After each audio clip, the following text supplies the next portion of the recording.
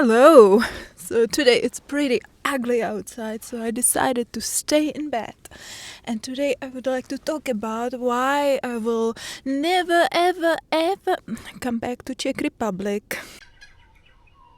Leaving your birth country isn't seen too favorably, especially by the older generation in my country. They think patriotism shouldn't be dead.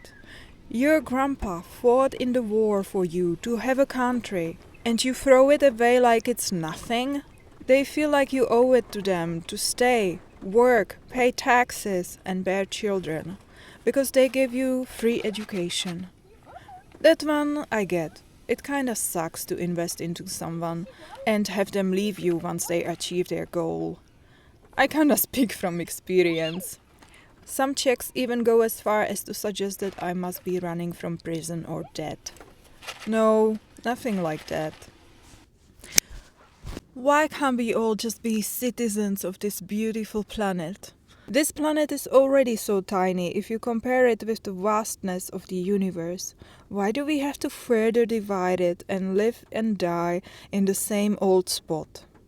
The Czech Republic is more than welcome to accept somebody else in my place, somebody who got their education somewhere else. I, for example, watch a YouTube channel of an American lady who lives in Prague.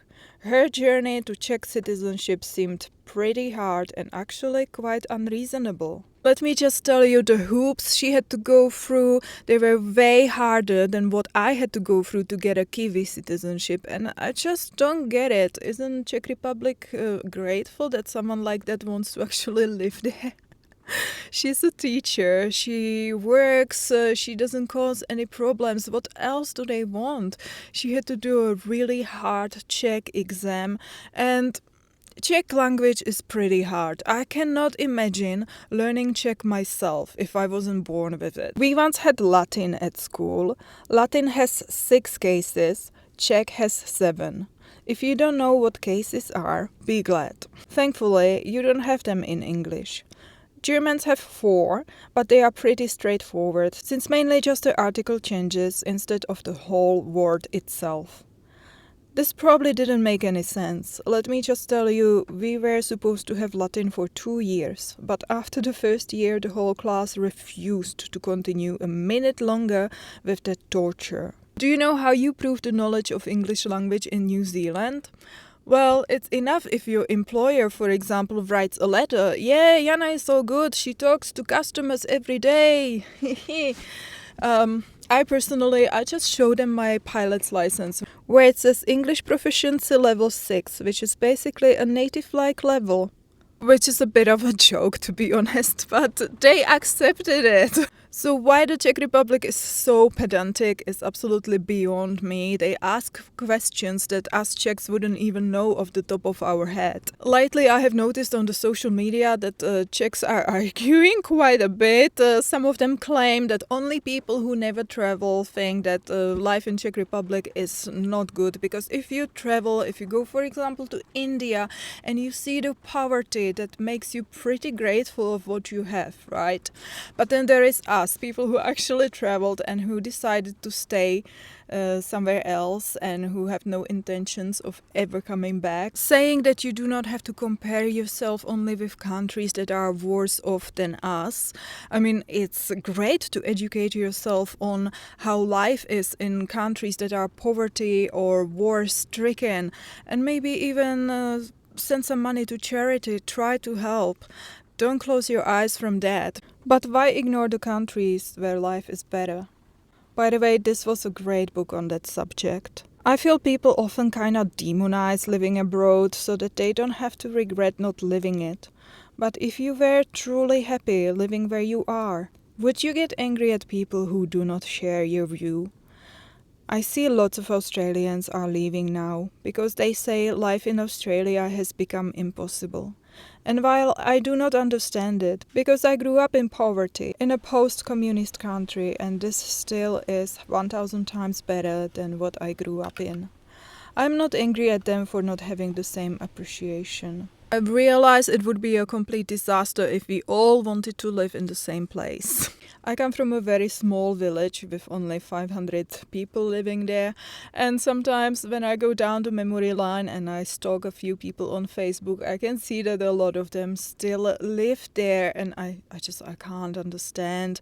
Personally, I could never live my whole life in one place. The feeling of not moving forward would just kill me. And I talked about it with my sis, my sister of choice, the sister I never had. And she says she's incredibly grateful for these stable people because when she comes back to the Czech Republic, she usually finds them where she left them. You see, we don't have to understand each other to appreciate each other. I personally haven't been to Czech Republic in about 16 years, so I think I would be pretty much surprised of the progress they made and how the quality of life improved there. But still, there is no ocean, and the winters are long, and that just settles it for me. Van life there would be miserable, even though I have discovered one guy doing the van life there, and he did survive winter. Of course, he has a diesel heater. But I would still end up going south, somewhere where there is ocean and where it's warmer, like Spain, Greece, Italy, or maybe even all the way down to Africa. Ever since I was little, I have been obsessed with whales and dolphins. Back then, our local library had only one book about whales by Vratislav Mazák, and I borrowed it again and again, reading it over and over. For me, it was simply out of the question to stay somewhere with no sea. They say it doesn't really matter where you live, but with whom. The home is made of friends and family. But I'm an hyper-independent introvert and I haven't had family for a long time, so these things don't really tie me down. Sometimes I wonder what it must be like to have a loving family, siblings, and whether that would fulfill me enough to keep me in one place. But most of the time I see it as an advantage, that nothing ties me down, and I don't have to tear my heart apart, choosing between my dream of living by the sea and my loved ones. I have seen too many friends in turmoil because they were missing their families so much. And while life is nicer with a few friends, you can find friends anywhere. Sometimes people complain that it's hard to make new friends at an older age, but I don't think that really applies to us expats and travelers. It's happened to me several times that I met a girl and we very quickly became almost best friends. Starting fresh in a new place is always tough when you don't know anyone yet, but the universe always puts someone in your path. It's fascinating how quickly your situation can change. One day you are feeling a little lonely, and the next day you are inseparable with some fellow adventurer. Everyone who is saying how much better the life is in the Czech Republic always mentions the free healthcare. So let me tell you about the healthcare I received when I still lived in the Czech Republic. And first of all, the healthcare is not really free. We all have insurance, it's mandatory, and when you work, it's paid by your employer, and that's why so many people feel like it's free. But if you do not work and you are on the benefit, then the government pays it for you, or you have to pay it yourself, and if you are an entrepreneur, you pay it yourself. I'm always in awe when I go for my aviation medical in New Zealand or in Australia. A part of it is EKG, so I have to expose my chest. The doctor has to touch me in this area. And if he can, he asks a nurse to be present in the room while he is doing it. He is always asking my permission, always explaining what he is doing and why. And to me, it just seems like such an overkill because in the Czech Republic, the doctor would just tell you to strip and they would touch you wherever. They would not ask permission or anything like that. Just what the doctor says, that goes. I remember one time I went to my gynecologist and I was like, hey, I have this for a few years. I don't know if it's normal. So she ran a few tests and she was like, yeah, you have a mild imbalance in your microbiome. You got it from your boyfriend. And I'm like, I just said I had it for years and I only just started seeing someone when I was 18. So it was obviously not true. But she started yelling at me. How dare I question her? She studied it for 5 years and she has this many years of experience. And how dare I, nobody who knows nothing about it, question her? And I was just stunned. I couldn't speak because it triggered my childhood trauma. That's pretty much how my mother used to treat me. And then there was the time when I went to a dentist with a sore tooth and she proceeded to remove my root canals without any pain medication. She didn't even give me Nurofen or anything. That was one of the worst tortures I have ever gone through in my life, and I have been traumatized by dentists ever since. It's because they are on a budget, they are trying to cut corners. If they can save money on some painkillers, they will. Oh, and also I forgot to say, it turned out that she didn't do a proper job. She didn't go all the way down to get everything out. So that tooth caused me so many issues down the line. I don't know if I should have been grateful that she didn't go all the way down, because if she did that, I would probably pass out on that chair. Oh my gosh, I was at work today and I just realized that I forgot to tell you the worst story. How the doctors almost let me die. Excuse the mess.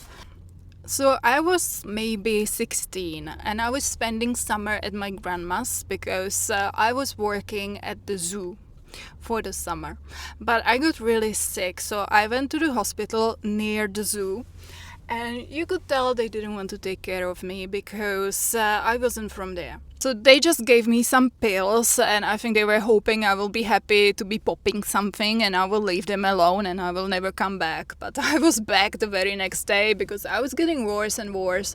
And I kept coming back, and I remember even the last day when I was there, I couldn't even sit on the bench anymore. I was just lying across the bench. I was like, please help me. So they did a few tests. They checked my appendix and stuff, but they never found out anything.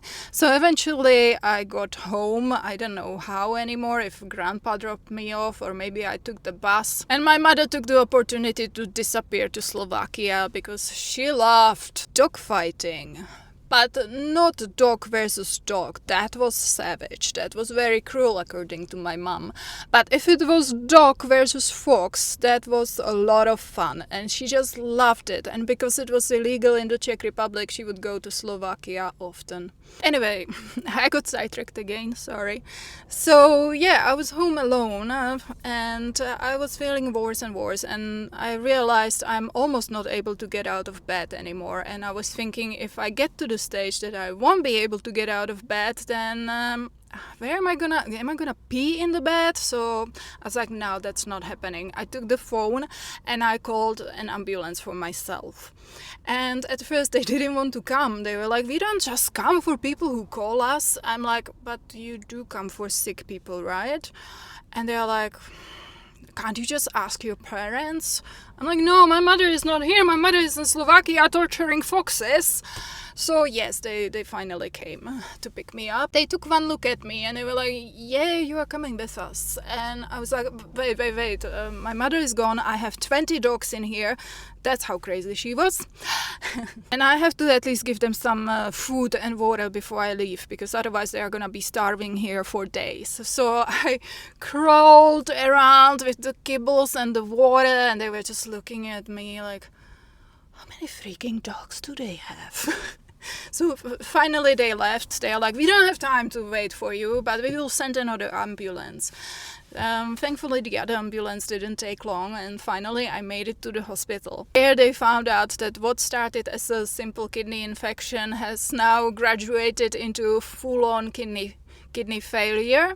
I never can say the word failure. Mayday, mayday, engine failure. And they said if I have left it a few more days, I would probably be dead. Yee, fun times with Czech free healthcare system. I will get told off by my sis because she's a nurse and she always finds excuses for the doctors, but yeah, that's just my experience. If you are from the Czech Republic, let me know in the comments if it's still bad or if it got better. I really hope it did. But I have been traumatized enough to know that no Czech doctor is ever going to touch me again. But if I now decided to come back to the Czech Republic, I would have to back pay all the time I was overseas on health insurance. Yes, they do accept when you show them that you have paid it somewhere else, but because I had never the intention of coming back, I haven't really kept any paperwork. To be honest, I have no idea where I paid my insurance, where I was, for example, in Austria, and I'm pretty sure there was a few years when I didn't have insurance at all. The other thing that would suck is that in order to get a pension when you retire, you have to prove that you have worked for at least 35 years. Are you kidding me? That's like very extreme. For example, in Austria or in Germany, you have to prove that you have worked 15 years, but 35 years, that must be very unusual. And since I like to work, let's say, seasonally, I don't know, I would probably be 90 years old by the time I would reach the 35 years. I mean, pension is probably something that no country is gonna have money for in 30 years, so I do not really rely on it. It's just, I find the 35 years pretty ridiculous. Of course, there are a few things I miss. For example, I would love to go to a Czech theater. I love Czech humor. And another thing I remember very fondly is mushroom hunting in Czech forests. It's just the smell of a Czech forest and the taste of a mushroom goulash. That's something I have to say goodbye to in Australia. But again, in the Czech Republic, I would have to say goodbye to dolphins. So I just would wish so much that we all could just stop arguing and let everyone live where they think it's best for them. If this resonated with you, drop me a comment telling me about your own expat journey or your biggest dream destination. And if you are someone who has found happiness staying put in your homeland, I would love to hear about that too. What keeps you rooted? What makes your corner of the world special? Let's celebrate all the different ways people choose to live their lives. Hit that subscribe button if you want to join me on more adventures around this beautiful planet. Because whether you are staying home or exploring the world, we are all just trying to find our slice of happiness under the same sky.